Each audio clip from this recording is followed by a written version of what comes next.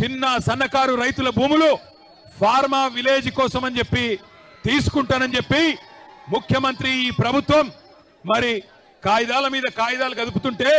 అక్కడ ఉండే మా లంబాడ అన్నదమ్ములు మా బంజారా ఆడబిడ్డలు తిరుగుబాటు చేసిండ్రు 9 నెలలుగా అక్కడ టెంట్ వేసుకొని ధర్నా చేస్తా ఉన్నారు ముఖ్యమంత్రి నువ్వు మా ఓట్లతో గెలిచినావు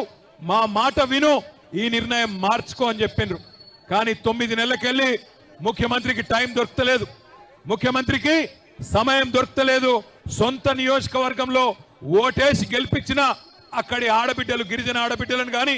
అక్కడ ఉన్న దళిత అన్నదమ్ములను గాని కలుసుకునే టైం ముఖ్యమంత్రికి లేదు ఎక్కే విమానం దిగే విమానం ఢిల్లీకి పోవాలి రావాలి 28 సార్లు వేయండు 28 రూపాయలు కూడా తేలేకపోయిండు అట్లాంటి ముఖ్యమంత్రి ఈ రోజు సొంత నియోజకవర్గంలోనే ఈ రోజు తిరుగుబాటును ఎదుర్కొంటా ఉన్నాడు వాళ్ళలాగా పైరవీల కోసమో కాళ్ళు పట్టుకోవడానికో కేసులను ఎత్తేయించుకోవడానికో మోడీ ముందు మొక్కలిల్లడానికో ఢిల్లీకి వెళ్ళడం లేదు కేంద్ర ప్రభుత్వాన్ని అవసరమైతే నిలదీసైనా రాష్ట్ర ప్రభుత్వానికి రావాల్సిన నిధులు అనుమతులను తెచ్చుకోవడానికే మేము ఢిల్లీ పర్యటన చేస్తున్నాము ఎవరి కాల్లో పట్టుకోవడానికో కేసుల నుంచి తప్పించుకోవడానికో గవర్నర్ నుంచి అనుమతి ఇవ్వకుండా ఆపుకోవడానికో మా ప్రయత్నం కాదు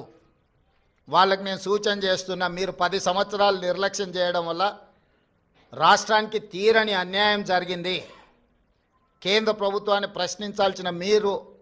కేంద్ర ప్రభుత్వంతో అంటగాగి మనకు బయ్యారం ఉక్కు కర్మాగారం కావచ్చు కాజీపేట రైల్వే కోచ్ ఫ్యాక్టరీ కావచ్చు